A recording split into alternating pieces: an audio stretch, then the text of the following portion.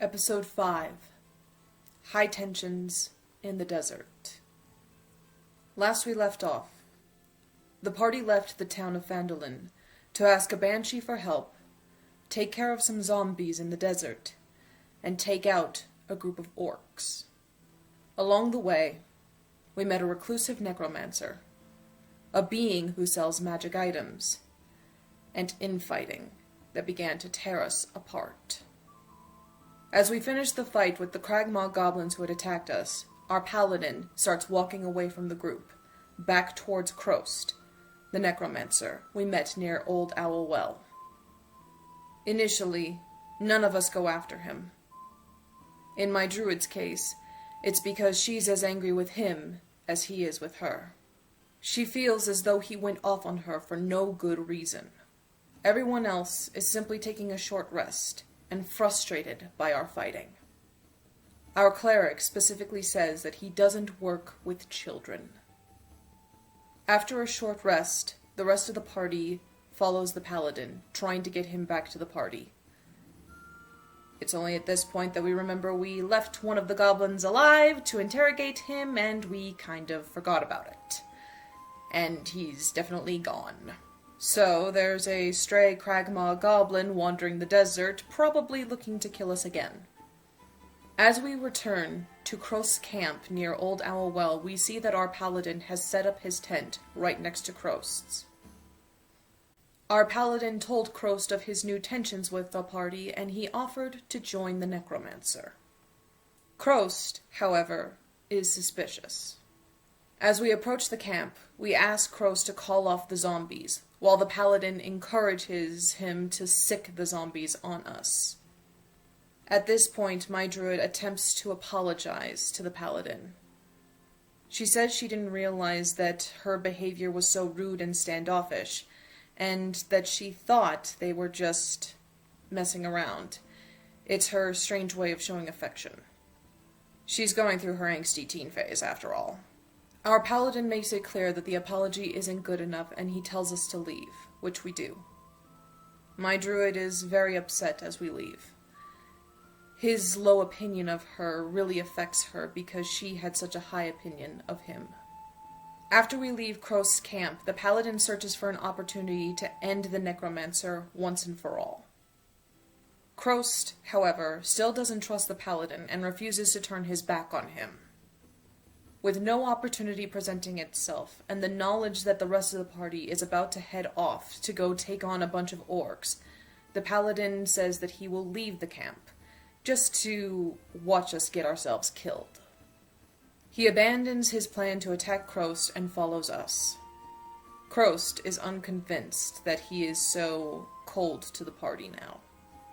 As the rest of the party travels through the desert, my druid is still upset, and the cleric voices his hopes that the paladin is just trying to execute a plan to take out the necromancer.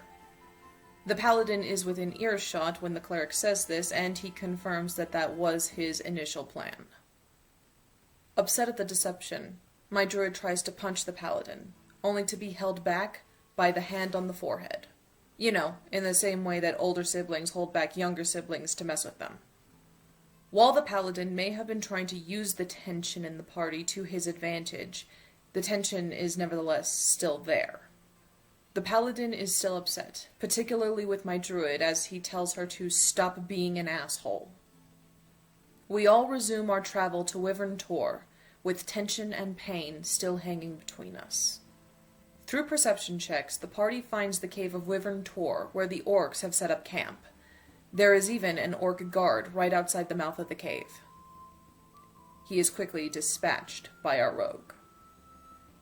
The party stealths into the cave as quietly as possible, which isn't easy for the cleric or the paladin, as they both wear plate armor. Our ranger stands outside of the cave to make sure that no other orcs come to surprise us while we're attacking those inside. We manage to overhear about a dozen orcs and an ogre sitting in the cave without a care in the world. From there, we begin to hatch a plan. Using a combination of torches staked into the ground and rope, we create a tripwire at a smaller part of the cave. The rest of us hide throughout the cave while the paladin taunts the orcs and the ogre into attacking him and coming towards the tripwire. Only 2 of the orcs get tripped up by the wire, the rest are all fine. However, the remainder of the party gets a surprise round on these orcs because they did not see us. Honestly though, in the whole scheme of things, that surprise round could have gone better.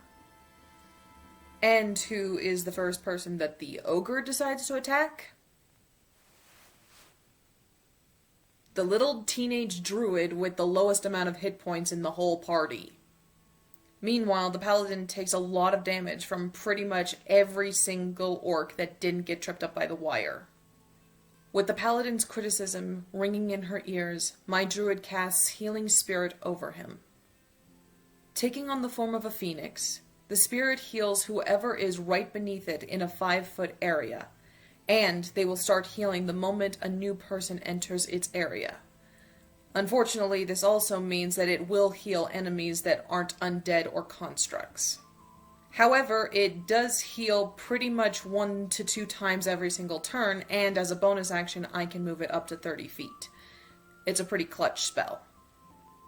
Unfortunately, Healing Spirit is only up for a short amount of time before the ogre and another orc attack me and do enough damage to break my concentration. Taking a chance, my druid uses her last 2nd level spell slot to cast Healing Spirit once again over the paladin. Seeing how the fight is going, the ranger jumps into the cave and joins the fray. The fight continues on until the ogre and all the orcs are dead. The paladin ends up getting the final kill on Axebiter, the orc leader. We take advantage of the cave's natural shelter, as well as the camp that the orcs had set up, and we take a long rest. We're still a bit awkward, given the tension. The next day, we travel back to Crow's camp. The paladin and my druid have every intention of finishing the necromancer off.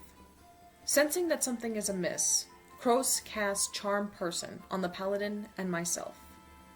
He tells us to drop the box in the sand and walk away, which we do. The rest of the party is not so eager about fighting a necromancer, so they let us leave. An hour later, the Charm Person spell wears off and we realize what had happened. The paladin and I are still pissed off and still want the necromancer dead, so we turn right back around and go back to Coast's camp. Realizing that we can't be direct with the necromancer, we devise a plan to sneak up on him and his zombies. We circle around to come from behind Coast's tent, and I cast Produce Flame, throwing the fire at the tent and setting it on fire, catching all the attentions of all the zombies. The fight begins, and the paladin frightens half of the zombies, forcing them to either run away from him, attack with disadvantage, or die on the spot.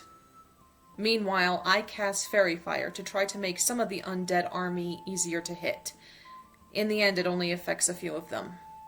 During the entire fight, there is no sign of Coast. Eventually, the tent completely burns down and we kill all the zombies, one by one. There is still no sign of Coast, and when we follow some human foot tracks, we find that they disappear somewhere in the middle of the desert. He had teleported away.